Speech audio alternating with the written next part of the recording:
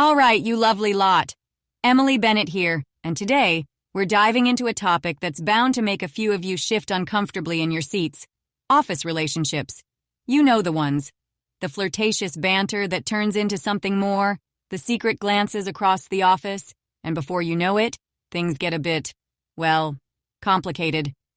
But here's the kicker, and it's a shocker. I'm not just talking about love affairs here. I'm talking about how power, sex, and influence can mess with your career, and not in a good way. You might think you're in control, but once those lines blur, you're often on a slippery slope. Trust me, it's got all the twists and turns of a soap opera, but with real-world consequences. I've seen it happen myself. So stay tuned, because by the end of this video, you'll understand why office relationships, especially when there's a power dynamic, are one of the riskiest games you can play.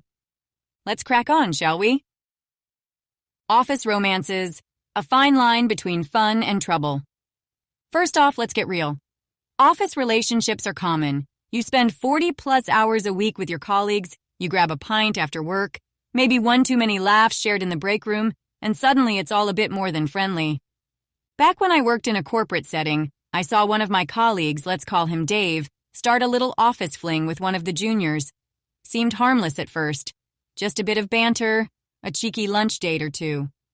But here's where it took a turn. Dave was in a position of power, and when things fizzled out, it wasn't just awkward office tension, it was career-threatening. You see, when power and sex get involved in office relationships, things get murky fast.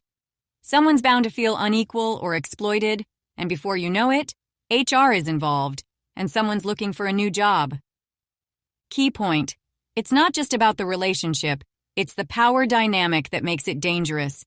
And more often than not, someone gets hurt. The power play, when influence becomes a weapon. Now here's where it really gets messy, office politics. If one person holds more influence or power in the company, they've got the upper hand, and that's where the trouble brews. What happens if that promotion doesn't come through? Or, better yet, what happens when colleagues start noticing favoritism? Let's take Sophie, for example.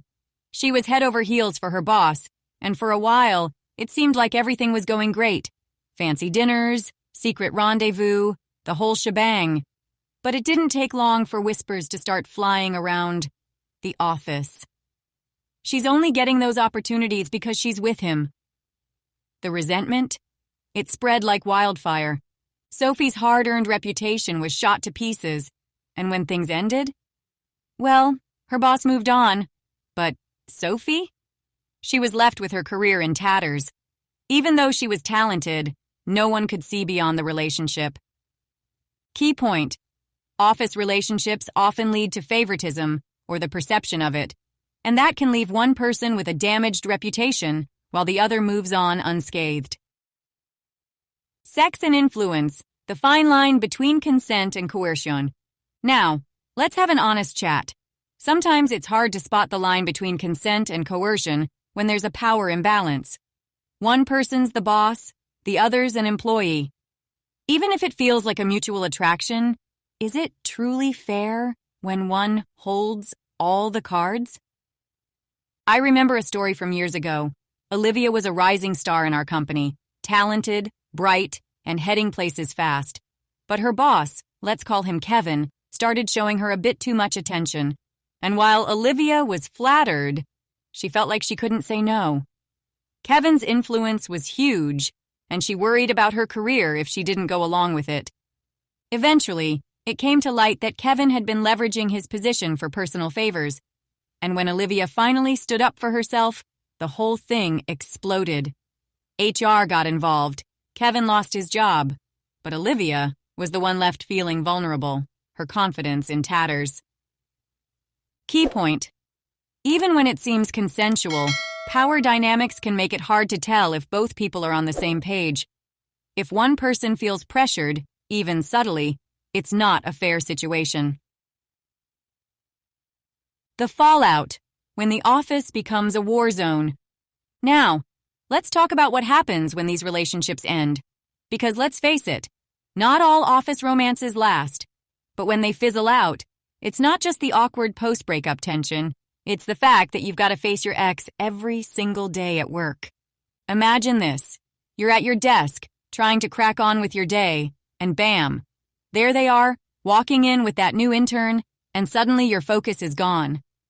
That's the kind of drama you don't want in your work life. Trust me.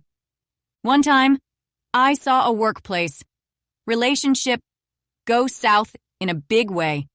Emails were leaked, people started taking sides, and by the end of it, both parties had left the company. One was fired, the other resigned in shame. The office turned into a war zone, and the only winners were the ones who stayed out of the mess. Key point: when things go bad, it's not just the couple that suffers. It can disrupt the entire workplace. Productivity tanks, gossip spreads, and soon, it's not just careers that are damaged. It's the whole team. The power of influence, when relationships become manipulation. Now, don't get me wrong. Sometimes relationships at work can work out. But when power and influence get mixed in, it's rarely simple. What happens when one person starts manipulating the other? Whether it's subtle or overt, it's all about control. I remember Tim, a manager who used his relationship with a subordinate to manipulate project decisions. He'd dangle opportunities in front of her, promotions, better projects, but only if she played nice. It was like watching a soap opera unfold, except this one wasn't fun to watch.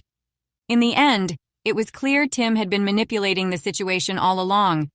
When it finally came to light, he was shown the door. But the damage? It stuck with the whole team. No one trusted leadership for months, and everyone who'd turned a blind eye felt guilty for not speaking up sooner. Key point: relationships with power. Dynamics can quickly turn into manipulation, and that kind of toxicity spreads fast. It's not just about the people involved. It affects the entire workplace. How to navigate office relationships. Play it safe. So how do you avoid all this drama and keep your career safe? Well, here's the thing. If you're considering starting a relationship at work, be smart about it. Understand the risks. If there's a power dynamic involved, whether it's a boss-subordinate situation or even just a difference in influence, you're stepping into dangerous territory. First off, if you're going to date someone from work, keep it professional and transparent. Don't let it become a hidden affair that people start whispering about behind closed doors. And if there's a significant power imbalance, think twice. It's rarely worth risking your career. Key point: if you're in an office relationship, transparency and boundaries are crucial. And if there's any chance that power or influence could get in the way, ask yourself if it's worth it. Final thoughts. Is it worth the risk? So to wrap things up, office relationships are tricky, but when you throw power, sex, and influence into the mix, they can become downright dangerous. They might start as a bit of fun, but the fallout can be career-ending. Before you dive into anything at work, ask yourself, is it worth the risk? Because more often than not, the answer is no. Let me know in the comments if you've ever seen an office relationship go wrong, or right, for that matter. And don't forget to subscribe for more tips on navigating work, life, and everything in between. Cheers for watching, and remember, play it smart, not risky.